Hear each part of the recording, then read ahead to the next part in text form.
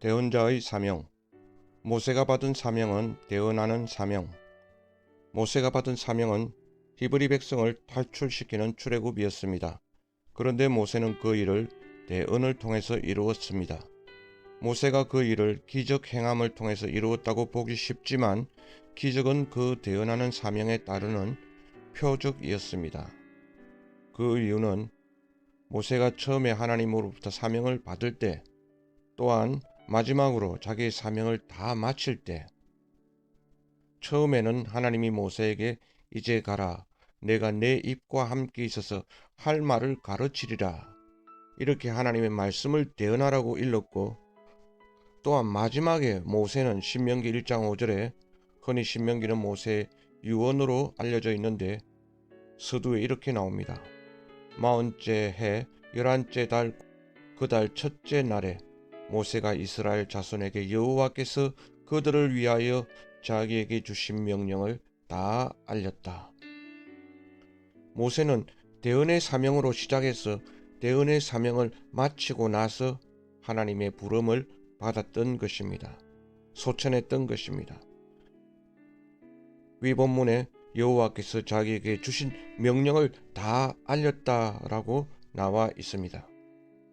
비교하자면 기적을 다 행한 후에 모세가 소천했던 것이 아니라는 것입니다. 그러므로 출애굽의 놀라운 역사는 사실 말씀의 역사, 대언의 역사라고 보는 것이 정확합니다.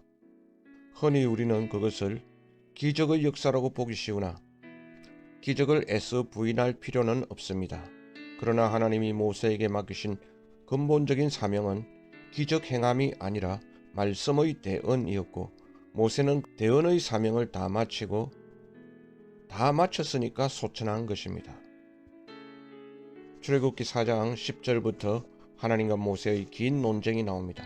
그것은 기적 행함에 관한 것이 아니라 말씀 대언에 관한 것이었습니다. 모세는 나는 말할 줄을 모릅니다. 저는 말을 느리게 할 뿐만 아니라 훌륭하게 말하는 법도 모릅니다. 라고 주저합니다. 그러자 하나님은 누가 사람의 입을 만들었느냐? 그러니 너는 변명하지 말고 가거라. 내가 너 입과 함께 하겠다. 네가 할 말을 내가 가르쳐 주겠다라고 모세의 사명이 말씀 대언임을 분명하게 모세를 부르시는 그 시각부터 가르쳐 주신 것입니다. 그렇지만 모세는 계속 저항합니다. 주여 보낼 만한 사람을 보내소서. 결국 이렇게 타결점을 찾습니다. 정 그렇다면 아론을 너 대언자로 세워주겠다. 모세, 내가 할 말은 내가 가르쳐 주겠다. 너는 나의 대언자이다. 너는 그 말을 아론에게 전해라. 그러면 아론이 너를 대신해서 그 말을 전할 것이다. 이렇게 모세 사역의 주안점은 말씀 대언에 있다는 것을 우리는 놓쳐서는 안 됩니다. 말씀이 자체로 역사하고 말씀이 출애굽을 이룬 것입니다. 하나님의 말씀은 살아있고 활력이 있어 좌우의 날선 어떤 검보다도 예리하여 혼과 영과 및 관절과 골수를 찔러 쪼개기까지 하며 또 마음의 생각과 뜻을 판단하나니. 그러므로 오늘날 우리 사역의 성패는, 또한 금년 사역의 성패는 한 해 동안 얼마나 신실하게 하나님의 말씀을 대언했느냐에 달려 있습니다. 씨가 뿌려져야 열매가 맺혀지는 것입니다. 하나님이 주시는 말씀을 대언하지 않고 자기 임의로 자기 생각에 떠오르는 말씀을 전했을 때는 아무 열매도 생기지 않을 것입니다.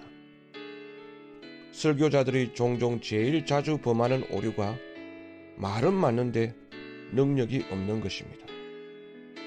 그 주간에 위로부터 받은 말씀을 주일날에 전하는 것이 아니라 평소에 자기가 알고 있던 내용, 자기가 중요하게 여기는 주제를 본문과 제목만 바꿔서 재탕을 하든지 또는 식은 밥을 주기 때문에, 싸늘하게 식은 밥. 전에는 그 설교가 힘이 있었는지 모르나 지금은 파워가 없는 것입니다. 그 주간에 위로부터 받은 따끈따끈한 새밥이 아니기 때문입니다. 다 아시는 얘기지만 그렇게 위로부터 주시는 말씀을 받아서 대언하려면 주중에 매일 오전은 다른 일은 일체하지 않고 사람도 만나지 않고 서재나 골방에 문을 걸어 잠근 채 성경 읽기, 말씀 연구, 기도에만 전념해야 말씀을 받는다고들 사람들은 얘기합니다. 경험에서 나온 말인데 맞는 말입니다. 족장의 대언 사명. 출애굽기에 간간히 지루한 족장의 가계와 족보가 나옵니다. 예를 들면 이런 구절입니다. 그들의 조상을 따라 집의 어른은 이러하니라. 이스라엘의 장자 르우벤의 아들은 하녹과 발루와 헤스론과 갈미니, 이들은 르우벤의 족장이요. 그런데 그 12지파 족장의 자손들만 족보가 나오는 게 아니라 그 손자 세대, 그 증손자 세대까지 족보가 나올 때도 있습니다. 이때 우리는 대략 난감하게 됩니다. 별 쓸데없는 내용으로 지면만 혹시 잡아먹는 것은 아닐까라는 그러한 잘못된 생각이 들기도 하는 것이죠. 그래서 그런 족보 구절은 대충 뛰어넘고 지나가기도 하는데요. 그런데 이런 생각이 듭니다. 그 족장들이 다 모세의 대언자들이었다는 것입니다. 아론만 모세의 대언자가 아니라 그 족장들, 족보에 나오는 사람들이 다 모세의 대언자들이었다는 것입니다. 당시에는 TV도 없었고 인터넷도 없었고 당연히 전기도 없었고 마이크도 없었습니다. 책이나 인쇄물도 물론 없었습니다. 그때 모세의 육성이 모세 혼자 하나님 말씀을 전해서 과연 어디까지 몇 명까지 그 말씀을 들을 수 있었을까요? 모세가 고함을 질러서 대언했을 때 최대한 몇 명이나 직접 모세의 육성을 들을 수 있었을까요? 일반 군중들은 모세의 육성을 듣기는커녕 모세의 모습을 멀리서 바라보기도 어려웠을 것입니다. 200만이란 백성들의 숫자가 결코 작은 숫자가 아니거든요. 그래서 족장들의 사명이 중요했습니다. 모세는 대부분의 경우 자기의 가장 핵심 사명이 대언이었는데 그 대언을 족장들에게 하고, 상상이지만 그 족장들은 또 자기 자손들과 천부장 같은 이들에게 자꾸자꾸 범위를 확대해서 모세의 대언을 전달해 주었을 것이다 라고 생각하는 것입니다. 그렇기 때문에 모세오경에 족장들의 이름이 그렇게 중요하게 기록되어 있지 않을까요? 물론 성경의 족장의 계보가 자세히 기록된 또 다른 이유가 있겠지만, 단지 그 족보는 무슨 혈통의 족보를 규명하기 위한 증거의 기록으로서 그렇게만 기록했겠느냐? 상상이지만 아니라는 것입니다. 족장의 사명 중에 한 가지가 대언자의 사명이었다는 것입니다. 그러한 족장들이 없었더라면 모세가 하나님께 받은 말씀을 대언했을 적에 그것이 모든 백성들에게까지 미치지 못했을 것입니다. 그러니 이스라엘 가운데 모세가 단 한 명만 있었던 것만은 아니었습니다. 아론만 모세의 대언자라고 이렇게 성경에 나와 있지만 더 확대해서 해석하면 족장들까지도 그 모세의 대언을 전달하는 귀한 사명을 감당했을 것입니다. 만약 모세와 아론 그렇게만 있었다면 글쎄요, 아마 출애굽과 그에 따른 하나님의 구속의 역사가 완성되지 못했을 수도 있었다고 봅니다. 그러나 당시 이스라엘 가운데는 수많은 모세들이 있었고, 즉 대언자들이 있었고, 그 족장들이 모세의 대언자로서의 역할을 충실히 감당했기 때문에 하나님이 전하시는 말씀이 손끝 발끝까지 사람으로 비유하자면 속속들이 미칠 수 있었던 것입니다. 그래서 온몸에 피돌림이 되듯이 하나님의 말씀이 구석구석까지 전달되었고, 말씀은 그 자체로서 파워가 있고 역사하는 힘이 있습니다.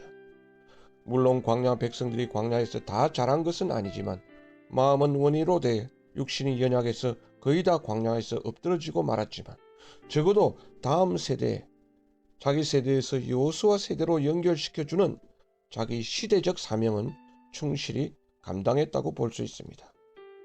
만약 그 세대가 정말 광야에서 전부 일찍 하나님의 진노를 받아서 다 진멸되었더라면 하나님의 구속의 역사는 그 세대에서 중단되어 버리고 말았을 것입니다. 이렇게 구속의 역사가 계속 이어질 수 있었던 것은 모세, 아론뿐만 아니라 수많은 대언자들이 있었기 때문에 가능했다고 보는 것입니다. 그러므로 모세만 하나님의 대언자가 아니었고 아론만 모세의 대언자가 아니었고 다른 대언자들도 중요합니다. 오늘 내가 신실한 하나님의 대언자가 되어야 되겠지만 모두가 다 모세처럼 되면 좋겠지만 현실은 또 현실대로 인정을 해야 되겠지요. 각 지체의 역사하는 부분이 다 다르듯이요. 비록 내가 그 모세는 아니더라도 내가 대언자로서의 사명은 얼마든지 감당할 수 있다는 것입니다. 그리고 대언자로서의 사명 그 자체 하나만으로도 우리는 아주 귀한 사명을 감당하는 것입니다. 그리고 정말 내가 모세처럼 하나님의 말씀을 위로부터 받아서 대언하는 사명자라면 그 사람 옆에는 아론이나 다른 족장들 같은 또 다른 대언자들을 하나님은 반드시 세워주실 것입니다. 그리고 내가 모세의 사명을 만약 받지 않았다면 모세의 대언자로서 족장 같은 대언자로서의 사명은 얼마든지 받을 수 있는 것입니다. 오늘날 우리는 이렇게 또는 저렇게 대언자의 사명을 감당할 수 있어야 하겠습니다.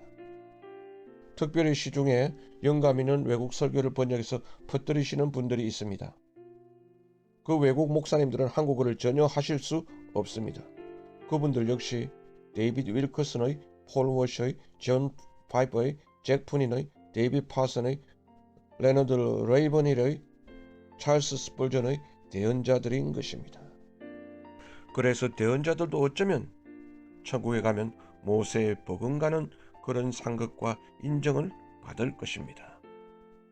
정말 말만 하면 되나요? 대언만 하면 되나요? 모세는 말만 하지 않고 다른 일도 하지 않았을까요? 물론 모세는 기적도 행했고 백성들의 소송을 재판도 했습니다. 그러나 모세는 모세 오경을 기록으로 남겼는데 이것은 말씀 사역이 자기의 주된 목적이요 최고의 사명이었다는 또 하나의 증거입니다. 모세는 사실 재판은 잘 하지도 못했습니다. 그래서 천부장, 백부장, 50부장을 뽑아서 그 일을 맡겨버렸습니다. 그리고 자기는 자기가 잘하는 또한 남들이 잘하지 못하는 말씀 사역에만 전념해서 모세 오경까지 기록해서 남겼던 것입니다. 모세뿐만 아니라 예수님도, 사도 바울도, 사도 베드로도, 사도 요한도 말씀 사역을 그들은 주축으로 하셨습니다. 말씀이 스스로 역사하는 힘이 있음을 믿었고 말씀이 곧 하나님이시며 말씀이 곧 생명의 양식이며 말씀이 선포되는 곳에 죽은 영혼들이 살아나는 역사가 있는 줄로 그들은 확실히 믿었던 것입니다. 이 부분에 확신이 부족하거나 또는 미지근하면 우리는 간절히 하나님께 은혜를 구해야 합니다. 모세가 많은 기적을 행하며 많이 활동을 한 것 같지만 사실 모세의 주된 사역은 말씀 사역이었으며 대언 사역이었으며 우리 역시 그 방향성을 간과해서는 안 될 것입니다.